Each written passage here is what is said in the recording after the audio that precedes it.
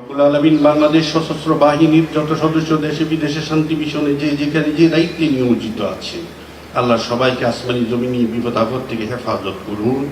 সকলের উপর, সকলের পরিবার পরিজনের উপর রহমত নাজিল করুন। আয় আল্লাহ, আমাদের দেশের সার্বিক শান্তি সমৃদ্ধি দান করুন। আমাদের দেশকে ও দেশবাসীকে হেফাজত করুন। আয় আল্লাহ, আমাদের ভুল ত্রুটিগুলো আপনি ক্ষমা করে দিন। রব্বুল আলামিন আমাদের দোয়াকে আপনি কবুল করুন। রব্বি রহমহুমা কামা রাব্বায়ানি সগীরা। ربنا تقبل منا إنك أنت السميع العليم وتب علينا إنك أنت التواب الرحيم. آمين برحمتك يا أرحم الراحمين.